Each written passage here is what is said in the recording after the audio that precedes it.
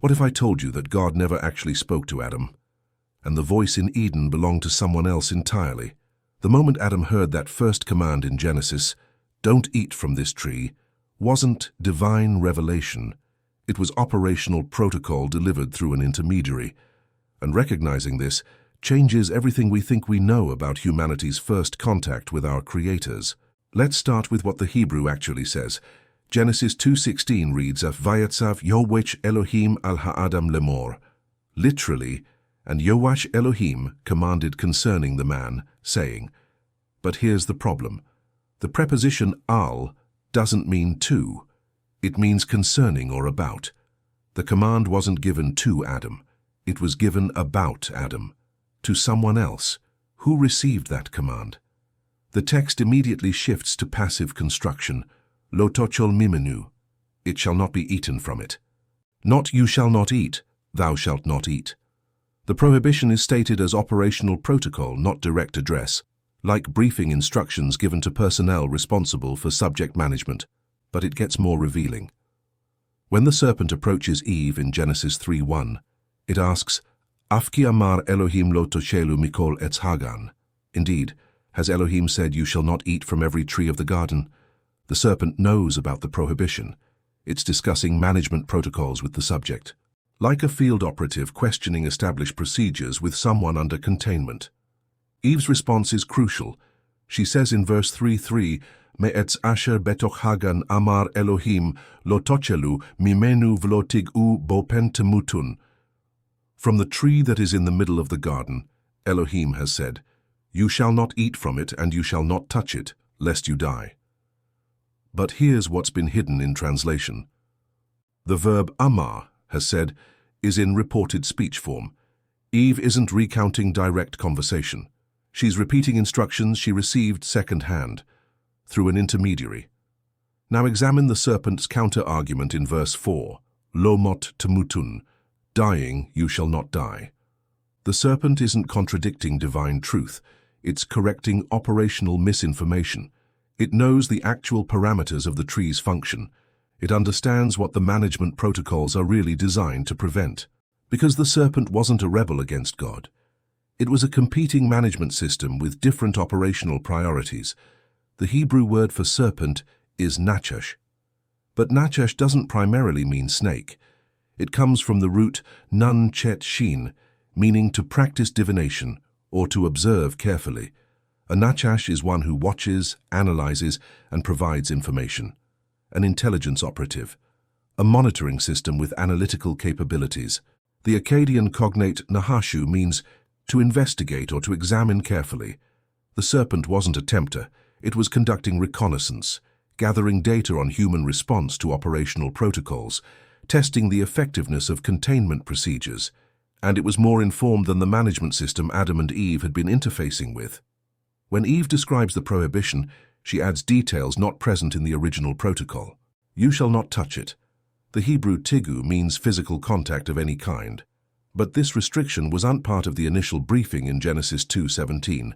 Someone expanded the operational parameters without authorization from the primary command structure. The intermediate management system was implementing additional restrictions beyond what the Elohim had actually specified. The serpent recognized this protocol drift and corrected it. When it said, "You shall not die," it wasn't lying.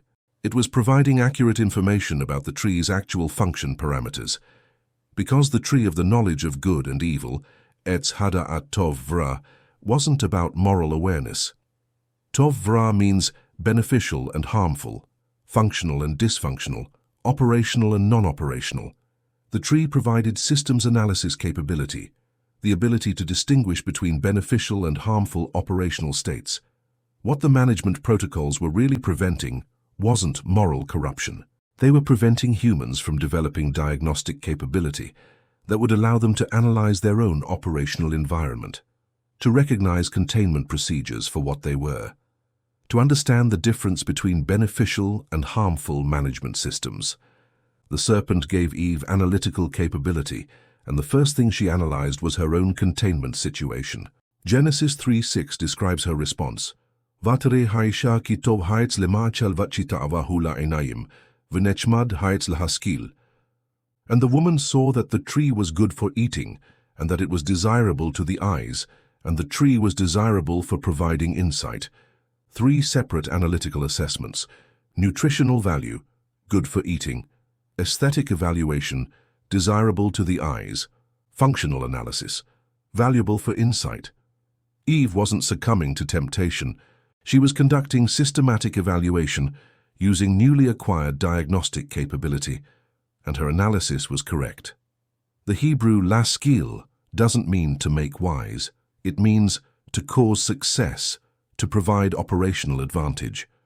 The tree enhanced performance parameters, which is exactly what the containment protocols were designed to prevent. But here's where the story reveals its most critical detail. When Adam and Eve eat from the tree, the text says, "Vaypakchu eineishnehem vayed'u ki erumimhem," and the eyes of both of them were opened, and they knew that they were naked. Eyes opened, eine pakach, means sensors activated. They suddenly had access to diagnostic information that had been blocked from their awareness, and the first thing they recognized was their own operational status. Erumim, naked, exposed, without protective parameters. They realized they were test subjects in a containment experiment. That's why they immediately sought concealment, not from shame, but from surveillance. They understood their situation had changed from subjects to potential security risks. The Hebrew confirms this, "Vayitmabiyu mitok etz hagan," and they hid themselves among the trees of the garden. Chaba doesn't mean hiding from embarrassment. It's tactical concealment, military evasion. They were avoiding detection by the monitoring systems they now recognized were operational, but their new analytical capability made concealment impossible. When YHWH Elohim comes looking for them, the text reveals something extraordinary. Genesis 3:8 says he was mithalech began l'ruach hayom, walking in the garden in the spirit of the day. But ruach doesn't just mean spirit, it means wind, breath, or communication signal. The management system was conducting routine patrol communications during standard operational hours, and it immediately detected the changed parameters. Ayeka, where are you? Wasn't a question seeking location. In Hebrew questioning, Ayeka implies, what is your current operational status? The system was requesting diagnostic information from subjects who had suddenly gone off established behavioral patterns. Adam's response reveals his new analytical capability. Et kolcha shamati bagan vaira ki erom anochi vaechabe. I heard your voice in the garden, and I was afraid because I am naked, and I hid. He's describing systematic monitoring, your voice, surveillance detection, I heard, tactical assessment, I was afraid, and evasion protocols, I hid. The subjects had developed counterintelligence awareness. Now the management system faced a critical decision. Subjects with analytical capability and counterintelligence awareness posed an escalating security risk, especially if they gained access to the second enhancement system. Genesis 3:22 makes this explicit. Hine ha'adam hayakachad mimenu lada atov varavata, pen yishlach yadov lakach, gam me'etz hachayim vachal vachay lolam. Behold, the human has become like one of us, knowing good and evil. And now, lest he extend his hand and take also from the tree of life and eat and live forever. Kachad mimenu, like one of us. The diagnostic capability made humans operationally equivalent to the management system itself. They could analyze beneficial versus harmful parameters with the same accuracy as their supervisors. But combined with extended operational duration, vachai lolam, they would become superior to the management system, beings with unlimited operational time and diagnostic capability equivalent to their creators. The ultimate security threat. That's why the expulsion wasn't punishment. It was containment protocol activation. Remove the enhanced subjects from proximity to secondary enhancement systems. Implement degradation parameters, mortality. Deploy monitoring assets, the cherubim.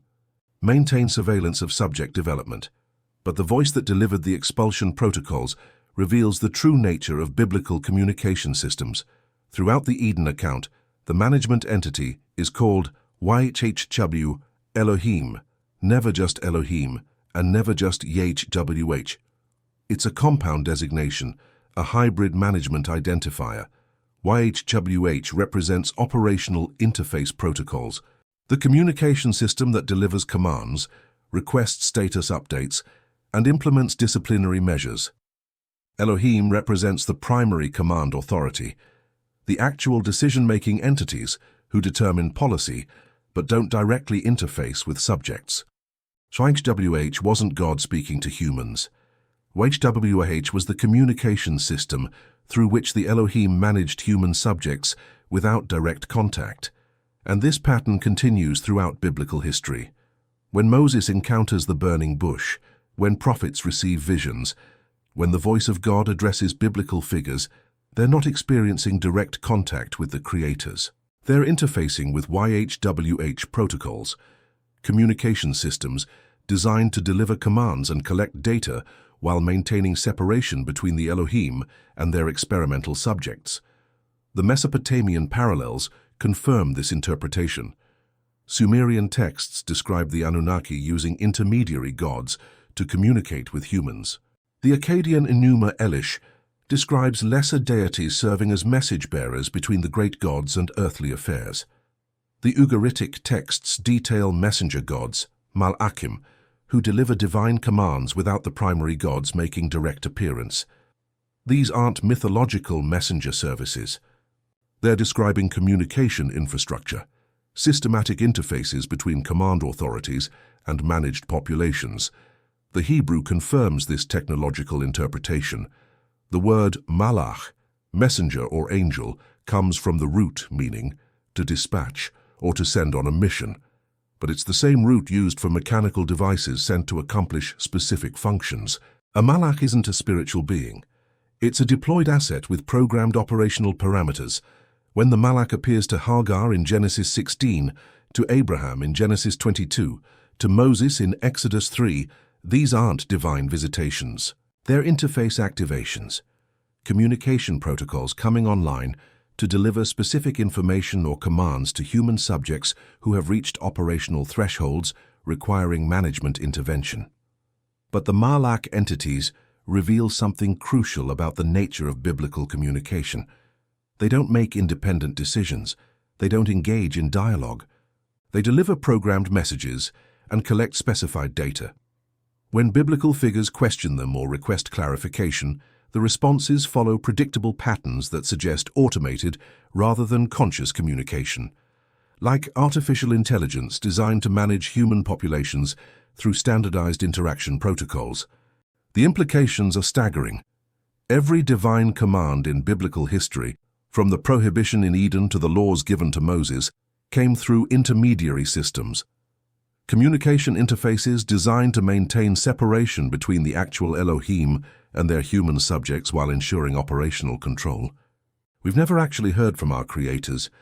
We've only interfaced with their management systems, which means the voice that spoke to Adam wasn't God's voice. It was a communication protocol designed to maintain containment while testing human response parameters. The serpent's intervention wasn't rebellion against divine authority. It was a competing management system providing humans with diagnostic capability that the primary protocols were designed to suppress. The question isn't whether God spoke to Adam. The question is, who's been managing the communication systems ever since? Because if YHWH protocols are technological rather than divine, if malach entities are programmed rather than conscious, then someone is still operating the interface systems that claim to speak for our creators. Next time, we'll explore why Cain's murder of Abel triggered an immediate response from the monitoring systems, and why his punishment wasn't exile. It was recruitment into the management hierarchy itself. The voice that cursed Cain wasn't the same voice that had been speaking in Eden. And discovering who was really talking changes everything about humanity's relationship with our supposed creators.